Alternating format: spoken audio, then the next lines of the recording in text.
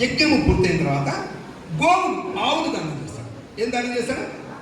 ఆవులు దానం చేస్తాడు.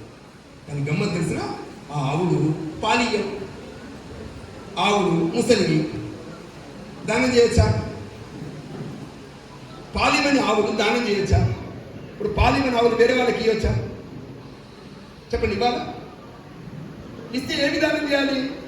పాలిచ్చి ఆవులు దానం చేయాలి, మంచి ఆరోగ్యంగా ఉండే ఆవులు దానం చేయాలి, అవునా కదా? కానీ నాన్న ఏం చేస్తున్నాడు? పాలు ఇవ్వని ఆవులు దానం చేస్తున్నాడు, అట్లాగే ముసలి ఆవులు దానం చేస్తున్నాడు. ఈ చిన్న పిల్లవాడు, ఇతని వయస్సు ఎంత? 11 ఏళ్ళే. ఈ పిల్లవాడు చూస్తున్నాడు, మా నాన్న ఎంత తప్పు చేస్తున్నాడు. కానీ పిల్లి నాన్న తప్పు చేస్తున్నా అంటాడు. ఎవరైనా అనలేరు. నాన్న కదా, మా నాన్న ఇట్లా చేస్తున్నాడు ఇట్లా అని అనుకున్నాడు. అనుకుని దగ్గరికి వెళ్ళాడు. నాన్న చెప్పు నాన్న. కాదు నాన్న, ఈ దానం ఎందుకు చేస్తాడు నాన్న? దానం అంటే మన దగ్గర ఉన్నది వేరే వాళ్ళకి ఇవ్వాలి నాన్న అంటాడు వాళ్ళ నాన్న. అంటే ఎందుకు దానం, ఏమి దానం చేయాలి నాన్న అంటే అప్పుడు వాళ్ళ నాన్న చెప్తాడు, నాకేది ఇష్టమో అది దానం చేయాలి. నాకేది ఇష్టమో అది దానం చేయాలి. నాకు బట్టలు ఇష్టం కాబట్టి ఏం దానం చేయాలి? బట్టలు దానం చేయాలి. నాకు డబ్బు అంటే ఇష్టం, ఏం దానం చేయాలి? డబ్బు దానం చేయాలి. నాకు అన్నం అంటే ఇష్టం, ఏం దానం చేయాలి? అన్నం దానం చేయాలి అంటాడు. అంటే నాకేది ఇష్టమో వాళ్ళకి దానం చేయాలి అంటాడు. అప్పుడు ఆ పిల్లవాడు అడుగుతాడు, నాన్న నేను నీకు ఇష్టమేనా నాన్న? ఏమంటాడు ఆ పిల్లవాడు? నాన్న నేను నీకు ఇష్టమేనా అంటాడు. నువ్వు నాకు చాలా ఇష్టం రా, నా బంగారమే అంటాడు వాళ్ళ నాన్న. మరి నన్ను ఎవరికి దానం చేస్తాను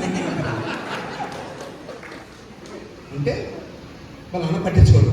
చెప్పు నాన్న ప్లీజ్, నన్ను ఎవరికి దానం చేస్తానన్నా చెప్పు నాన్న ప్లీజ్ నాన్న అంటే అప్పుడు వాళ్ళ నాన్న కోపం వచ్చి నేను యముడికి దానం చేస్తా అంటాడు. ఎవరికి దానం చేస్తా అంటాడు? యముడు అంటే ఎవరు? నరకంలో ఉంటాడు. ప్రాణాలు తీసుకుపోతాడు. చనిపోయిన తర్వాత మన ప్రాణాలు తీసుకుపోతాడు యముడు. ఆ యముడికి దానం చేస్తున్నా అంటాడు. మరి దానం చేస్తున్నా అంటే ఇక్కడే ఉండొద్దు కదా, యముడి దగ్గరికి పోవాలి కదా పిల్లవాడు.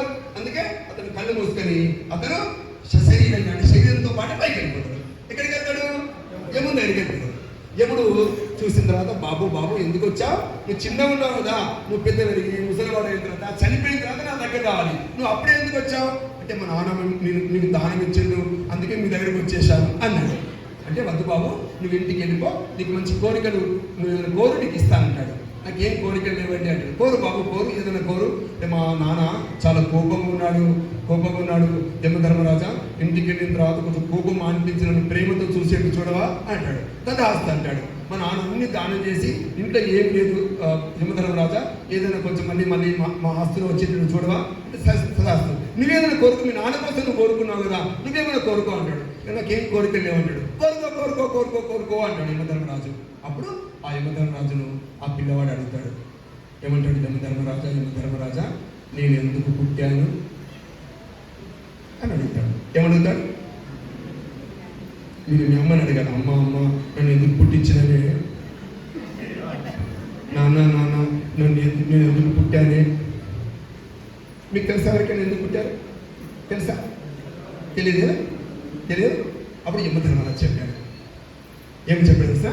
బిడ్డ, నువ్వు ఎందుకు పుట్టావంటే నువ్వు పుట్టి దేవతలకి సేవ చేయాలి, అంటే దేవుని రుణము తీర్చుకోవాలి. అంటే ఏం చేయాలి? యజ్ఞము హవనము జరిగిన రోజున మనం కూడా దేవతల్ని స్తుతించాలి, మనం దైవాన్ని భావించాలి. రెండవది ఏం చేయాలి? మన అమ్మ నాన్నని గౌరవించాలి. ఏం చేయాలి?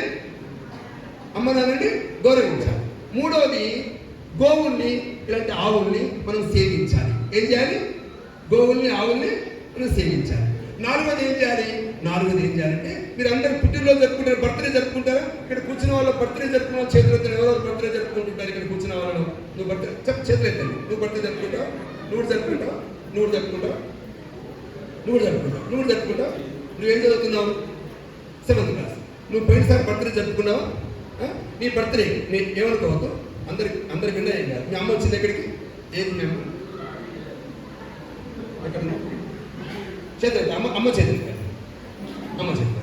ఇప్పుడు మీ బర్త్డేకి నువ్వు ఎంత ఖర్చు పెట్టావు? ఊరికి కొంచెం తక్కువ చెప్పినా సరే ఎక్కడ ఎంత ఖర్చు పెట్టుంటారు? 1000, 2000, 3000. 2000 ఖర్చు పెట్టింటారు కదా. 2000 ఖర్చు పెట్టాను. నేనేమంటే 2000 రూపాయలు 60 రూపాయల కిలో బెల్లం. ఎంత? 60 రూపాయలకు కిలో బెల్లం. ఈ బెల్లాన్ని ఆవుకు తినిపించాలి. చెప్పండి పెట్టిన 2000లో ఒక 100 రూపాయలు చాలా మంది పేదవాళ్ళు అన్నం లేక అనాథ శరణాలు నడిపిస్తున్నారు. ఒక ముగ్గురికి అన్నం తినిపించాలి. చెప్పండి పెట్టిన అందరూ కూడా. మీకు అర్థమవుతుందా? ఏమర్థం కావాలి? మా అమ్మ నా మీద పుట్టినరోజు మాత్రం తప్పకుండా జరపాలి, నేను ఒప్పుకోను, పుట్టినరోజు జరపాలి, బాగానే జరపాలి. కానీ ఆ పుట్టినరోజు పెట్టే ఖర్చులో కొంత డబ్బు ఎవరికి ఇవ్వాలి? గోవులకి, పేదవాళ్ళకి ఇవ్వాలి వద్దా? అందుకోసమే ఈ 4 పనులు చేయమని ఎవరు చెప్పారు? యమధర్మరాజు ఎవరికి చెప్పాడు? ఈ పిల్లవాడికి చెప్పాడు. ఆ పిల్లవాడి పేరు నచికేతుడు. చెప్పండి ఒకసారి, చెప్పండి, గట్టిగా చెప్పండి.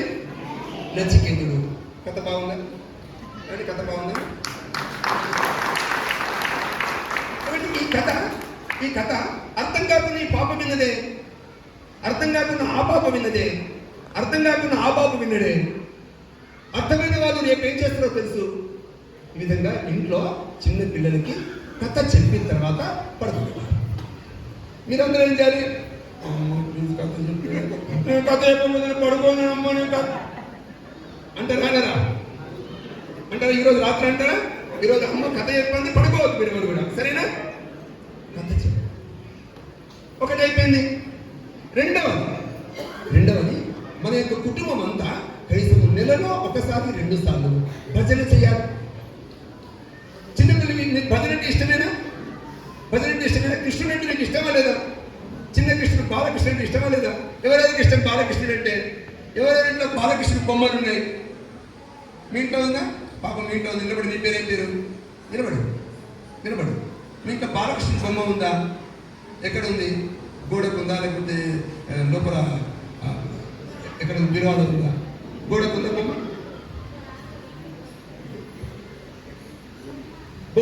వచ్చి.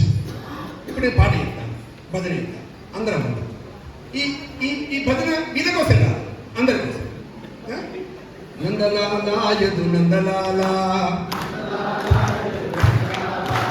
బృందావన గోవిందలాలా, నందలాలా యదు నందలాలా బృందావన గోవిందలాలా.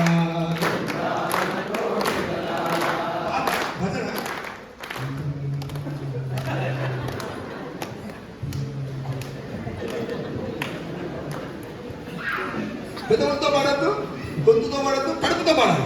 నందలాలా యదు నందలాలా బృందావన గోవిందలాలా, రాధాలోలా నందలాలా, రాసవిలోలా నందలాలా, రాధాలోలా నందలాలా, రాసవిలోలా నందలాలా, రాధాలోలా నందలాలా, రాసవిలోలా నందలాలా.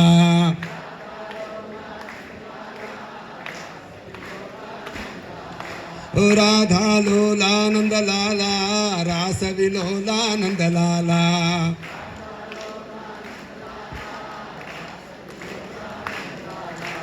నందలాలా యదు నందలాలా బృందావన గోవిందలాలా.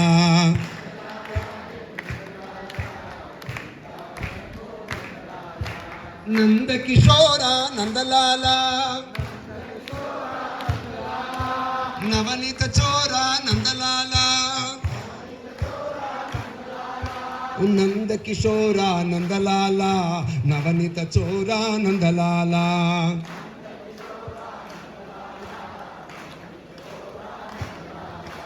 నందకిశోర నందలాలా, నవనీత చోర నందలాలా.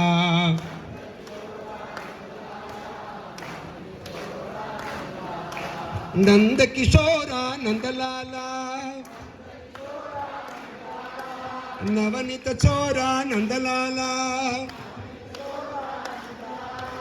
నందలాలా యదు నందలాలా బృందావన గోవిందలాలా.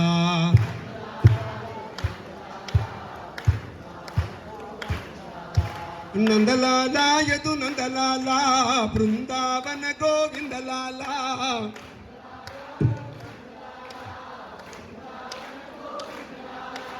నందలాల యదు నందలాల బృందావన గోవిందలాల.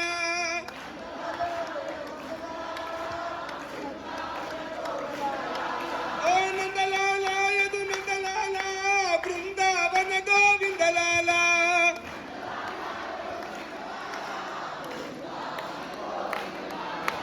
నందలాల యదు నందలాల బృందావన గోవిందలాల. నందలాల యదు నందలాల బృందావన గోవిందలాల. నందలాల యదు నందలాల బృందావన గోవిందలాల.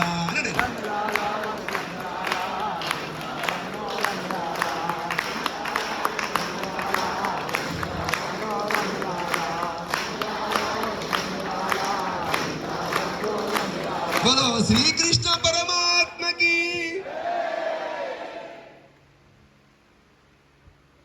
ఈ భజన అయిన తర్వాత ఆ పాప పడుకొని తెల్లారలేసి, అమ్మా ఏంది బిడ్డ, నాకు కృష్ణుడు కళలా కనబడ్డాడే. షారుఖ్ ఖాన్ కనబడితే, సమంత ఎంత ఆమె కనబడితే, పక్కన నాగ చైతన్య లేకుండా విడాకులు ఇస్తే అవే డైలాగులు అవే కనబడుతుంది. అర్థం చేసుకోండి నేను ఎందుకు చెప్తున్నానంటే, చిన్న పిల్లలు ఏది చూస్తారో ఏది వింటారో అదే తయారైపోతుందండి సమాజంలో.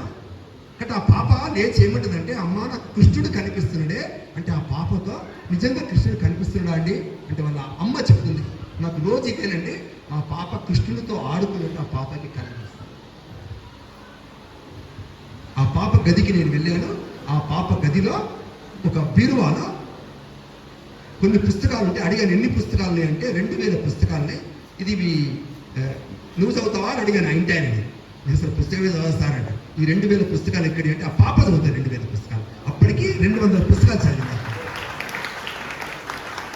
ఇవాళ ఈ పాప ఇంగ్లీష్ పుస్తకం చదువుతుందా, తెలుగు చదువుతుందా? ఎంత దౌర్భాగ్య స్థితి సమాజం ఏర్పడింది. తెలుగు చదవలేని స్థితి ఏర్పడింది. కొన్ని ఇంగ్లీష్ అయినా చదువుతుందా? ఇంగ్లీష్ అయినా చదవలేని. ఇంగ్లీష్లో కథలు స్టోరీస్ చదువుతుందా?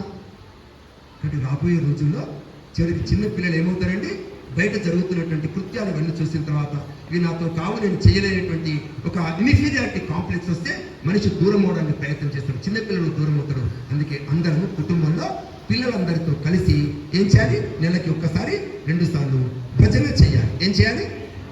మీకు మంచిగా అనిపించిందా? భజన మంచిగా అనిపించిందా? బాగుందా?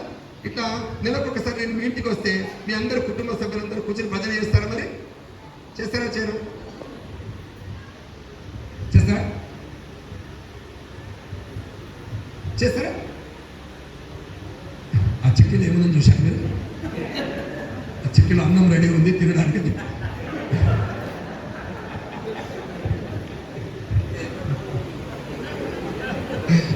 వేరే భోజనం రెడీ ఉంది చెప్పాను. కాబట్టి కుటుంబంలో నేనేం చెప్పాను, ఒకటేమో కుటుంబ సభ్యులందరూ కలిసి భోజనం చేయాలి, పిల్లలతో కథ చెప్పాలి. ఏమండి తర్వాత రామాయణ భారత ఇతిహాసాల్లో కథలు, చారిత్రక కథలు చెప్పాలి. ఈ రకంగా పిల్లల్ని అలాగే భర్తని భార్యని ఒకరినొకరు కలిసి ఉండేటువంటి వాతావరణం సమాజంలో నిర్మూలన చేయాల్సిన అవసరం ఉంది. వాళ్ళిద్దరు ఆడవాళ్ళు పోతుంటే ఆ ఆడామె ఇంకో ఆడామెతో ఉంటుంది, ఏమే ఏంది, ఏమి లేదు, నీ మొగుడు ఎప్పుడు నీ కొంగు పట్టుకునే పోతాడు, ఏందే అయితే ఏందే, అట్లా కాదు, నువ్వంటే ఎంత అభిమానము. అప్పుడు ఆమె ఉంటుంది, అభిమానమా మొన్న ఉత్త అనుమానం.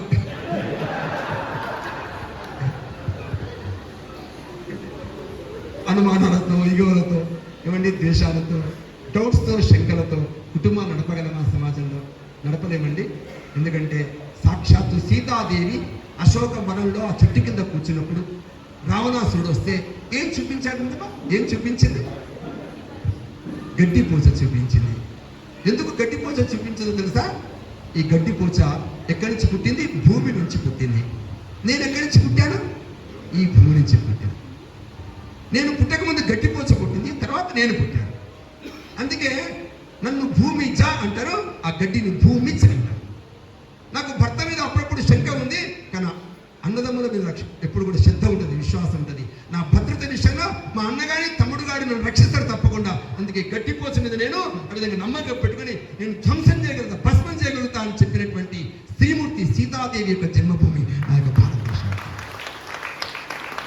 అర్థమవుతుందా ఈ దేశంలో కుటుంబం యొక్క బాంధవ్యం ఎలా ఉంటుంది అని చెప్పడం కోసం ఒక సీతాదేవి గురించి చెప్పాను. ఏమంటే నన్ను ఇవాళ ఏమీ చేయలేవు, నువ్వు నా భర్త కోసం నేను అనుకుంటే నేను భస్మం చేయగలను, కానీ నా భర్త మీద నాకు అపారమైన నమ్మకం ఉంది, ఎప్పుడో సరే ఈ యొక్క భూమి మీదకి రాగలుగుతాడు, ధర్మాన్ని ప్రతిష్టాపన చేయగలుగుతాడు. ఆ విధంగా భర్త మీద ఒక అపురూపమైన విశ్వాసాన్ని కలిగినటువంటి స్త్రీగా మనకి సీతాదేవి కనిపిస్తుంటుంది. ఇలాంటి ఒక చారిత్రక మనకి ఇతిహాసాల్లో ఉండేటువంటి కౌటుంబికమైన కథల్ని గాథల్ని మన కుటుంబంలో పరస్పరం చెప్పుకుంటూ మన కుటుంబ వ్యవస్థని కాపాడుకోవాలి. ఇవాళ ఇవాళ ఎంత 2024 ఏమండి ఇంకా కొద్ది ఒక 5-6 సంవత్సరాల్లో దేశంలో ఒక పెద్ద పెను మార్పు సంభవిస్తుంది. ఆ పెను మార్పులో భాగంగా ఇప్పటికే భారతదేశానికి ఏమైనా రాష్ట్రపతి వస్తే, ఏమైనా విదేశాల నుంచి ప్రధానమంత్రి వస్తే, ఏమైనా రాయబారి వస్తే ఏం చేసేవాడు వచ్చినప్పుడు అతను ఇక్కడికి ఈ దేశంలో సమాధుల మీద పూలమాలను వేసేవాడు. తర్వాత ఎక్కడికి వెళ్ళేవాడు, తర్వాత తాజ్మహల్ దగ్గరికి వెళ్ళి సెల్ఫీలు దిగేవాడు. తర్వాత ఎక్కడికి వెళ్ళేవాడు, ఢిల్లీకి వెళ్ళి సంతకాలు చేసి విదేశాలకు వెళ్ళేవాడు. కానీ ఇవాళ 6-7 సంవత్సరాల్లో దేశంలో మార్పు వచ్చిందమ్మా. ఏమండి వచ్చినటువంటి ఏ అధికారైనా సరే ఎక్కడికి వెళ్ళాలి, గంగా నదికి వెళ్ళి హారతి ఇవ్వాలి, సరైన నదిలో స్నానం చేసి రాముని దర్శించుకునేటువంటి ఒక గొప్ప దేశం మన దేశంలో. రూపురేఖలు మారుతున్నాయి మన దేశంలో. ఈ రూపురేఖలు మారుతున్న దేశంలో ఇవాళ చాలా మంది సుమారుగా 80,000 మంది, లక్షలాది మంది పీఠాధిపతులంతా కూడా ధర్మ రక్షణ కోసం ఆ రోజున సమర్థ రామదాస స్వామి, ఆ రోజున